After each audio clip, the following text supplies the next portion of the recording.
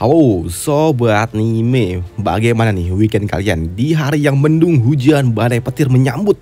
Ya udah, tinggal nunggu banjirnya lagi. Waduh. Oke, langsung aja yuk kita gaskan lagi yuk Magic Emperor. Langsung aja kita gaskan.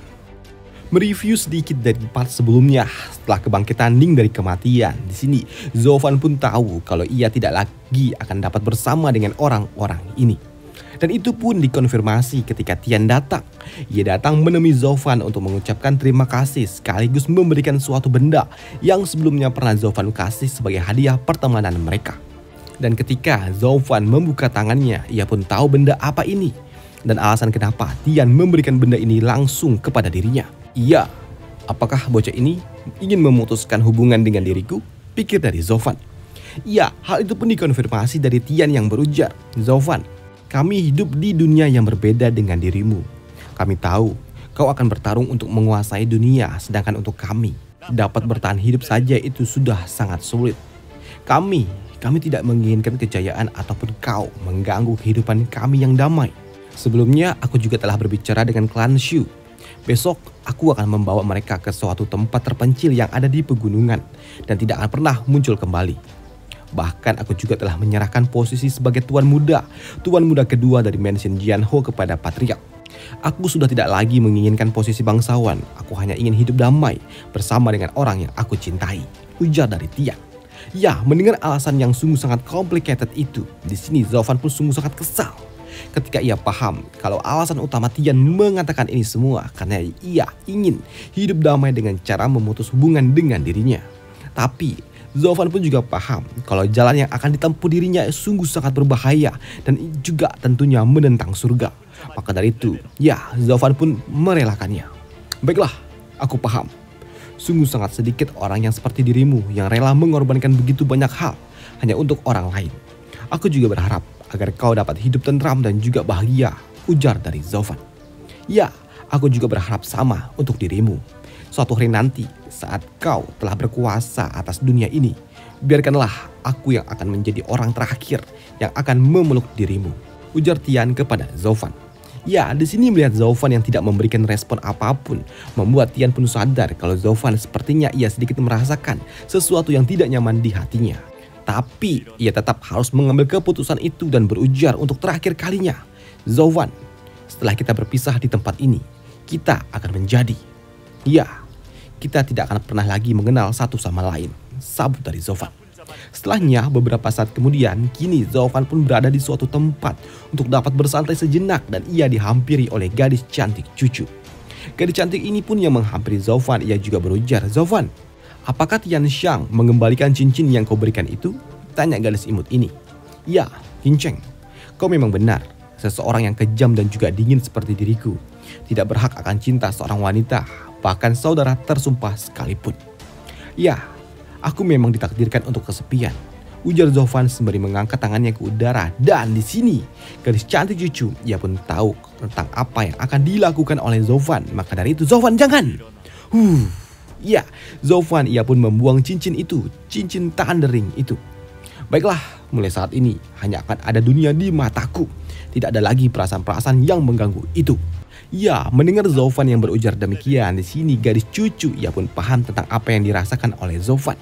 Dan ia juga berujar di dalam hati, Zovan, apakah kau tahu? Kau sama sekali tidak sendirian. Setelahnya, beberapa saat kemudian di tempat lain, di sini Zovan pun ia kembali menemui para patriark kembali. Para patriark, sebelumnya ada urusan yang harus aku selesaikan. Tapi sekarang semua telah berakhir. Kini kita dapat berbicara dengan tenang. Ya, melihat Zovan yang kembali ceria dan juga ambisius seperti biasa, membuat si nenek seksi ini pun berpikir, Kinceng, apa yang kamu lakukan hingga membuat iblis ini kembali seperti sedia kala? Apakah goyanganmu memang sehot itu? Asik, oke lanjut. Sedangkan untuk nona muda Luo, Zovan, kau kemana saja? Kau sungguh sangat membuatku khawatir.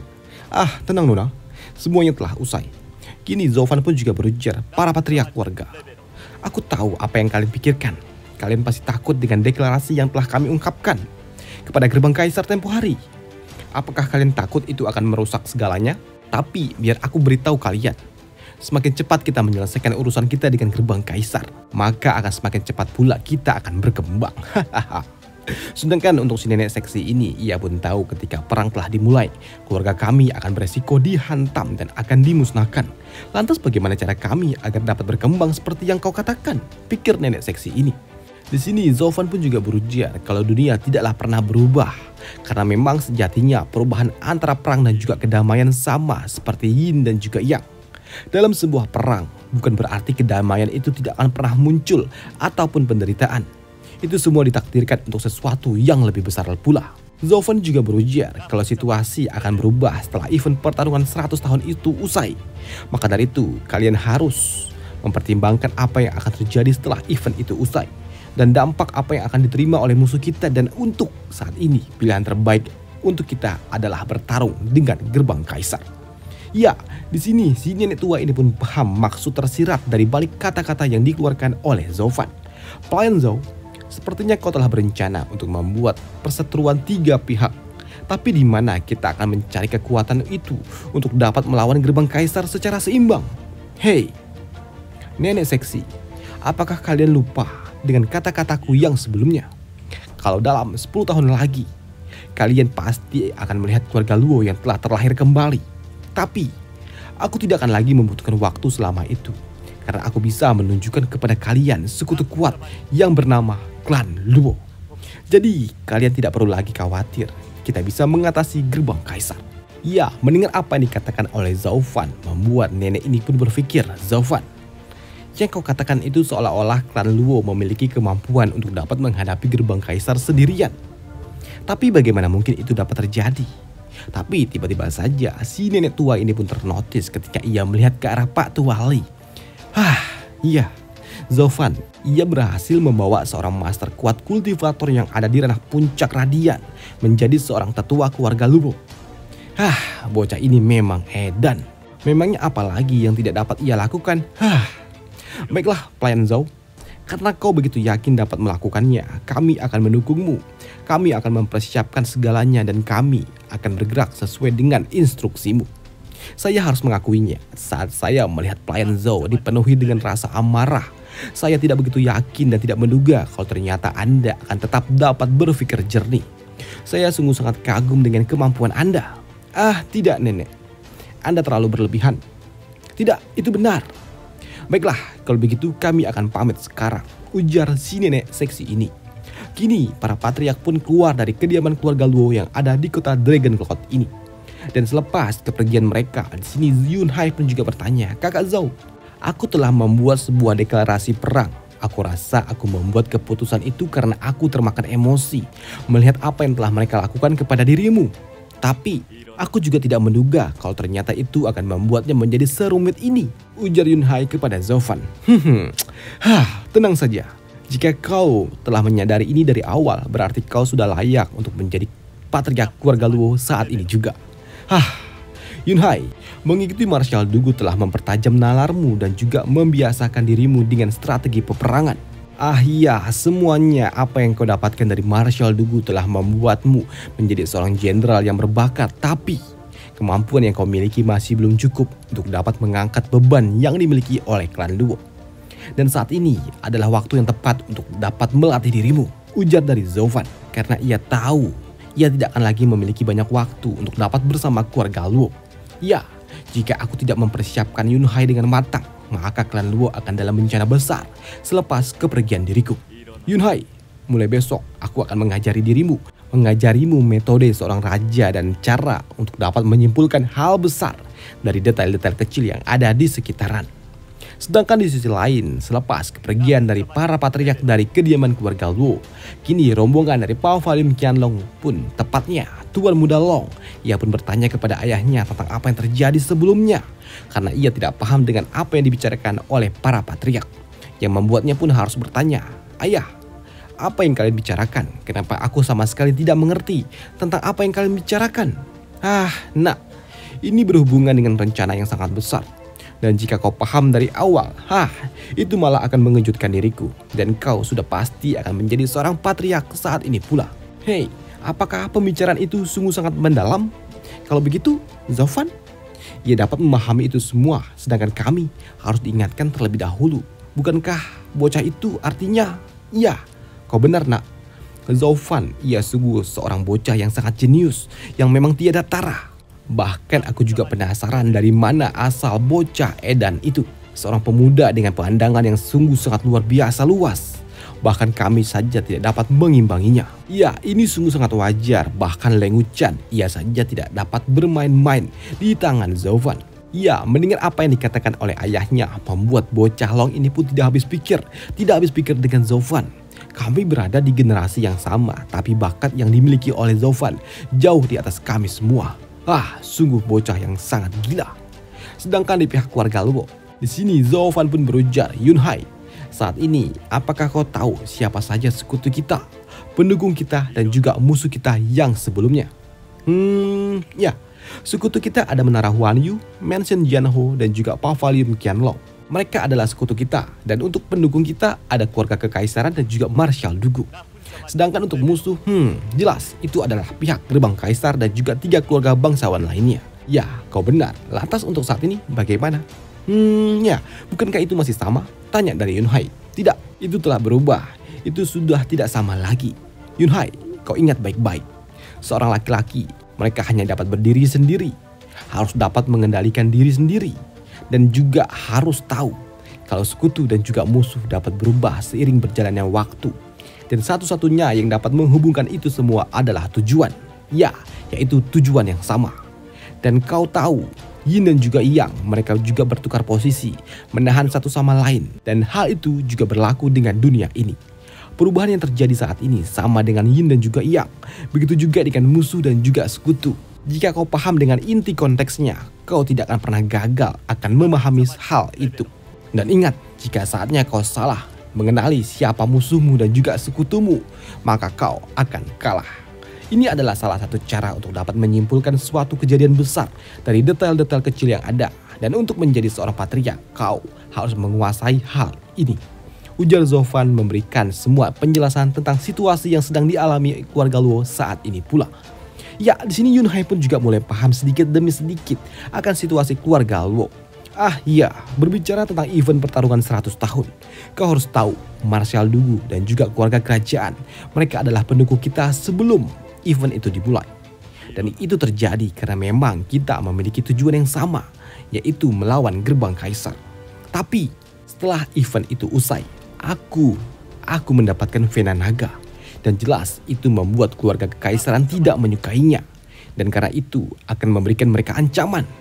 Dan mereka tidak akan pernah membiarkan siapapun mendapatkannya selain keluarga mereka. Maka dari itu musuh kita telah berubah. Kau juga seharusnya tahu kesetiaan Fang Qiubai dan juga Marshal Dugu ada bersama dengan keluarga kekaisaran. Karena mereka adalah para penjaga naga, para penjaga kaisar. Mereka memang teman kita sebelumnya, tapi untuk saat ini semua telah berubah. Mungkin saja mereka akan ada di posisi netral dan tidak memihak. Tapi ingat, ada kemungkinan buruk yang dapat terjadi, di mana kita tidak dapat lagi mengabaikan keberadaan mereka sebagai musuh kita. Dan untuk gerbang kaisar, ya mereka tetaplah musuh kita. Tapi sebelumnya kita tidak secara terang-terangan menjadi musuh mereka. Tapi saat ini tidak, jelas mereka benar-benar adalah musuh kita secara resmi. Dan kau juga harus ingat, karena kita telah kehilangan dukungan dari keluarga kekaisaran.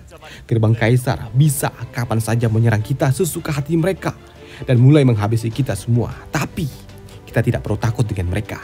Karena ketika perang telah dimulai, kedua keluarga akan mengalami kerugian yang sangat besar dan keduanya tidak ingin ada pihak lain yang mengambil keuntungan dari mereka yang sedang berperang itu. Mengambil keuntungan dari kerugian dari pihak lainnya. Maka dari itulah kita mendeklarasikan perang kepada mereka dan sekarang semua yang dibutuhkan adalah bagaimana mereka merasakan kekuatan yang dimiliki oleh kita. Mereka, gerbang kaisar juga tidak bodoh. Mereka tahu kalau perang akan menyebabkan kerugian yang sangat besar. Maka dari itu mereka tidak akan pernah berani melakukannya. Begitu juga dengan keluarga kekaisaran. Dengan begitu kita telah menjadi salah satu dari 3 kekuatan besar yang ada di Tianyu ini. Dan dengan konflik internal Tianyu ini tidak akan pernah ada yang menang dan juga yang kalah. Para petinggi saja termasuk Perdana Menteri Zugi dan juga Marshal Dugu. Bahkan kaisar itu sendiri mereka telah lama menjadi bagian hal yang seperti ini untuk dapat membawa keseimbangan untuk semuanya. Dan ini akan membuat kita aman untuk sementara waktu. Dan saat ini yang dibutuhkan hanyalah kemunculan orang bodoh yang akan bergerak untuk mengubah jalan yang ada. Dan kita akan datang untuk dapat mengambil semua keuntungan yang ada itu. Ya, mendengar ambisi Zaufan yang mengerikan membuat Pak Tua Pang. Ia pun berujar, aku tidak menyangka keluarga Luo kita, keluarga kelas 3 kita ternyata dapat memiliki ambisi yang begitu besar dan luar biasa menakutkan dalam hal menaklukkan kekaisaran ini. Kalian semua harus tahu, di dunia ini yang lemah mereka akan dibully dan yang kuat mereka akan saling bertarung. Tidak ada lagi di dunia ini yang peduli dengan moral kalau telah membahas tentang kekuasaan. Kalau kau ingin hidup dengan damai, maka kau harus menjadi kuat sampai tidak ada seorang pun yang dapat mengejar dirimu. Ya, di sini bocah-bocah dari keluarga Luo pun paham maksud dan juga tekad membara milik Zaufan. Karena bagi Zaufan, ia harus melakukan ini semua karena ia tidak mau lagi. Aku tidak mau lagi melihat orang-orang yang ada di sekitaranku menderita seperti apa yang dilalui oleh Ning. Baiklah semuanya, ayo kita pulang terlebih dahulu. Ya, sebelum mereka pergi meninggalkan kota Dragon Cloud, kini di luar batas kota, Yunhai, apakah kau tidak ingin ikut bersama ayah angkatmu ke medan perang? Tanya Marshal Dugu. Ayah, kau masih memiliki 4 kakak lainnya yang akan membantu dirimu, tapi aku adalah satu-satunya penerus keluarga Luo. Aku hanya dapat mengikuti keluarga Luo, dan tolong maafkan aku, ayah angkat. Baiklah Yunhai, sepertinya kau telah semakin dewasa dan juga bertanggung jawab. Sekarang, kau sungguh telah menjadi seorang prajurit sejati dari pasukanku. Jawab dari Marshal Dugu. Tapi tiba-tiba saja Yunhai pun juga berujar sesuatu yang menotis Marshal. Ayah angkat, terima kasih banyak atas petunjuk yang kau berikan selama 5 tahun ini. Jika suatu hari nanti kita bertemu lagi sebagai musuh, aku pinta kepada ayah untuk tidak menunjukkan belas kasih kepada diriku. Begitu juga dengan sebaliknya, ujar dari Yunhai, yang membuat mereka semua yang mendengarnya pun cukup terkejut dengan apa maksud dari Yunhai ini. Yunhai, apa maksudmu? Sedangkan untuk Marshal Dugu, nak, sepertinya kau telah paham akan situasinya. Dan kurasa bocah itulah yang telah memberitahumu. Dia adalah dia dan kau adalah kau. Selama dia ada di dalam keluarga Luo, maka klan Luo. Ya, ayah angkat, engkau benar. Tanpa adanya orang itu, maka tidak ada yang namanya keluarga Luo, termasuk hubungan yang kita miliki hari ini. Ayah angkat, kau telah mengajarkanku tentang kesetiaan dan juga keberanian. Jadi bagaimana mungkin aku mengkhianatinya? Apalagi dia adalah pilar bagi keluarga Luo. Seorang laki-laki tidak boleh membatasi kemampuannya sendiri. Jadi bagaimana aku, seorang prajurit, memutuskan sesuatu hal yang bodoh? Itu sama seperti aku memotong tanganku sendiri.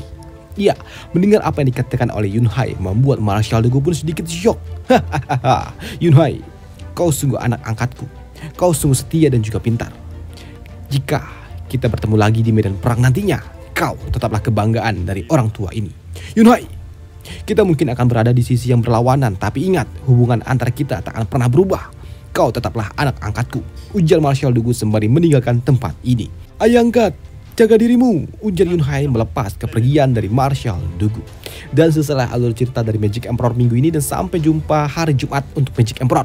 Di part selanjutnya akan membahas kekuatan dari para tetua keluarga Luo yang telah berkembang selama 5 tahun ini. Dan mungkin saja ada pertemuan antara murid dan juga guru. Dan mungkin saja Gu Santong bakal muncul kembali minggu depan, atau ya minggu depannya lagi, atau depannya lagi dia pasti muncul juga. Dan sampai jumpa di video selanjutnya. Bye.